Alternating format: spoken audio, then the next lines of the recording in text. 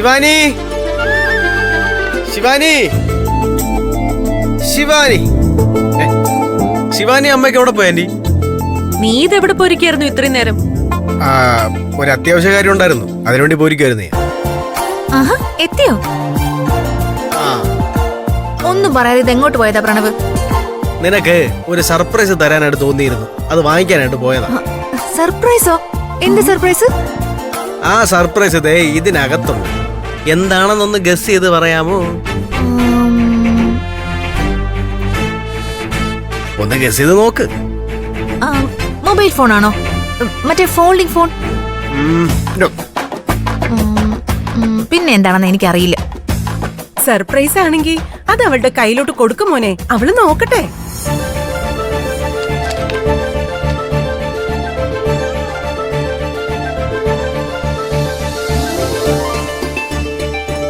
തുറന്നു നോക്ക്.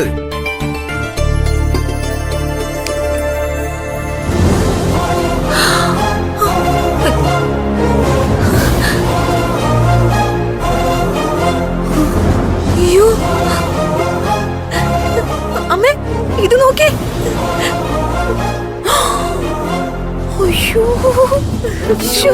ഇതെനിക്ക് വിശ്വസിക്കാൻ പറ്റുന്നില്ല.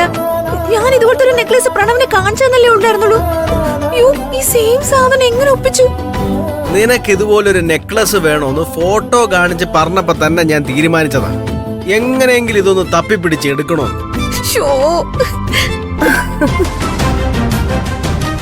ഞാൻ ഈ വീട്ടിൽ നിന്നിറങ്ങി ഒന്നുമില്ലാതെ എങ്ങോട്ട് പോണോന്ന് പോലും അറിയാതെ മരിച്ചാലോ എന്ന് പോലും ചിന്തിച്ച് തെരുവിൽ നിന്ന സമയത്തും CKC അങ്ങളുടെ വീട്ടിൽ അഭയാർത്ഥികളായിട്ട് ജീവിച്ച സമയത്തും എനിക്ക് ധൈര്യം തന്ന് സ്നേഹം തന്ന് എന്നെ സപ്പോർട്ട് ചെയ്ത് കൂടെ നിന്നവളാണ് നീ. നിനക്ക് ഞാൻ ഒരു ഗിഫ്റ്റ് വാങ്ങി തരേണ്ടതല്ലേ ശിവാനി? അയ്യോ എടാ, ഇവൾ എന്ത് സാധിച്ചെന്നോ നീ പറയുന്നത്? അല്ലെങ്കിൽ തന്നെ ഗിഫ്റ്റ് ഒക്കെ വാങ്ങിച്ച് ആഘോഷിക്കാൻ പറ്റിയ സമയമാണോ ഇത്? അല്ലേ, ഭർത്താവിന് ഭാര്യയ്ക്ക് ഒരു ഗിഫ്റ്റ് വാങ്ങിച്ചു കൊടുക്കണമെങ്കിൽ പാഴൂർ പടിപ്പുരയിൽ പോയി സമയം നോക്കി മുഹൂർത്തം കുറിക്കാൻ പറ്റുമോ?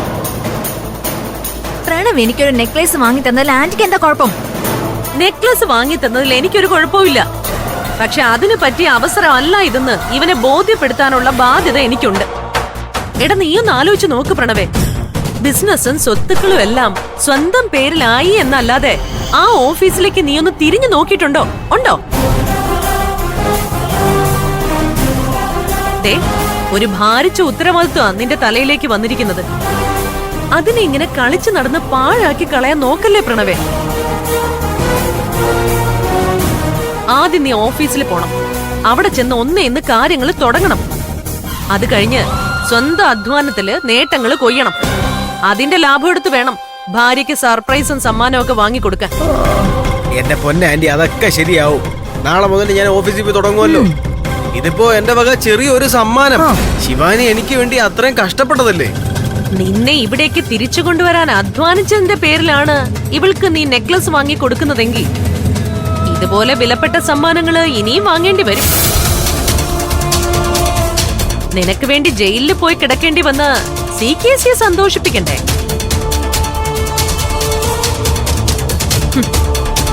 നിനക്കും ഇവൾക്കും അഭയവും ഒരമ്മയുടെ സ്നേഹവും തന്ന് ജ്യോതിർമയെ അങ്ങ് മറന്നു കളയാൻ പറ്റുമോ? എല്ലാം പോട്ടെ, CKCക്കും ജ്യോതിർമയ്ക്കും നിന്ന് കളിക്കാൻ പറ്റിയ തന്ത്രങ്ങൾ പറഞ്ഞു കൊടുത്ത് എനിക്ക് നീ തരാതിരിക്കൂ? ഞാനും CKCയും ജ്യോതിർമയും ഒക്കെ നിനക്ക് വേണ്ടി കഠിനാധ്വാനം ചെയ്തപ്പോ കൂടെ നിന്നു തന്നു എന്നല്ലാതെ ഇവൾ എന്ത് മലമറിച്ചു എന്നാ നീ പറയുന്നേ?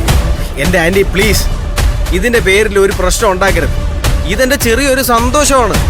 ഓഫീസിലെ കാര്യങ്ങളൊക്കെ ഞാൻ വേണ്ട വിധത്തിൽ നോക്കിക്കോളാം. ശിവാനി വാ.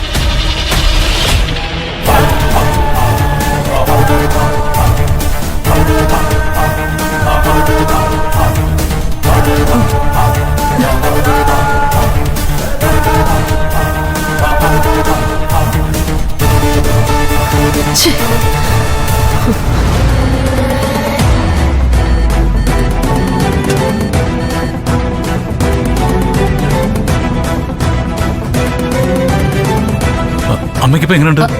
ഡോക്ടർ എന്താ പറഞ്ഞു? ഇതുവരെ ഒന്നും പറഞ്ഞിട്ടില്ല. ആദ്യം ഒരു തവണ ഇറങ്ങി വന്ന് സീരിയസ് ആണെന്ന് പറഞ്ഞു. ഡോക്ടർ അകത്ത് പരിശോധിച്ചോണ്ടിരിക്കുക.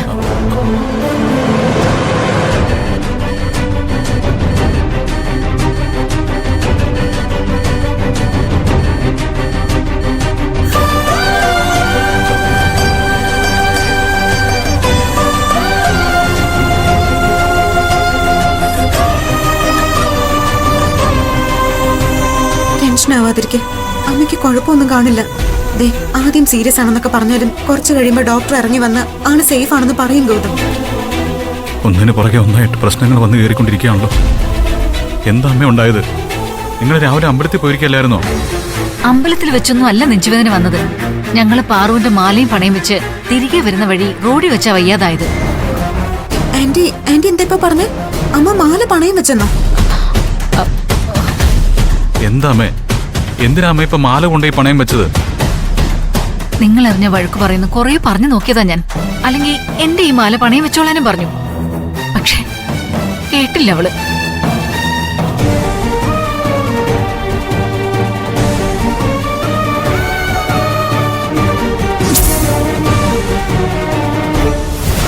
ഇഷ്ടം അനുസരിച്ച് പണമെടുത്ത് ചെലവാക്കി ജീവിച്ച ഗൗതമന് സ്വാതന്ത്ര്യം പോലെ ഇപ്പൊ ജീവിക്കാനാവുന്നില്ലെന്നും അതിന് തന്നാൽ കഴിയുന്ന സഹായം ചെയ്യണമെന്നും പറഞ്ഞ പാർവതി സ്വന്തം മാല ഒരു പണയം വെച്ചത്. അച്ഛൻ അമ്മയുടെ കഴുത്തിലാ താലി കെട്ടിയതിനു ശേഷം ഇന്നോളം ഒരു നിമിഷം പോലും അത് ഊരിയിട്ടില്ലെന്ന് അമ്മ പലവട്ടം എന്നോട് പറഞ്ഞിട്ടുണ്ട്. ഇപ്പൊ ആ താലി അഴിക്കേണ്ടി വന്നപ്പോ അമ്മയ്ക്ക് സഹിക്കാൻ പറ്റിയിട്ടുണ്ടാവില്ല. അതാവും നെഞ്ചുവേദന വന്നത്. നെഞ്ചുവേദന വന്നത് അതുകൊണ്ടൊന്നുമല്ല, ആ പ്രണവ അതിന് കാരണക്കാരൻ. ഞങ്ങൾ വരുന്ന വഴിയില് പ്രണവിനെ കണ്ടായിരുന്നു.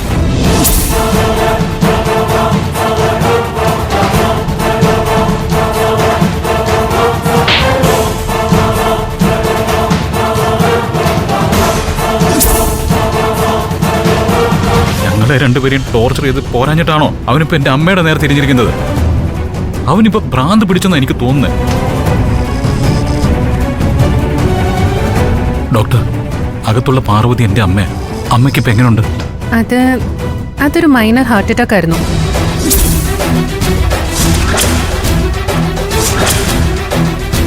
ഇപ്പോൾ ആള് സേഫ് സോണിലാണെന്ന് പറയാം. എന്തായാലും ഒബ്സർവേഷനിലാണ്. ഒരു 4 hours നോക്കിയിട്ട് എന്തെങ്കിലും പറയാം. എത്രയും പെട്ടെന്ന് ഫാർമസിയിൽ നിന്ന് ഈ മരുന്നെടുത്ത് കൊണ്ടുവരണം. അതിങ്ങത്താ, ഞാൻ പോയി മെഡിസിൻ വാങ്ങിയിട്ട് വരാം. നീ ഇവിടെ തന്നെ നിൽക്കേ. എന്തെങ്കിലും ആവശ്യത്തിന് വിളിച്ചാ ഇവിടെ ആള് വേണം. ഞാൻ പോയിട്ട് വരാം.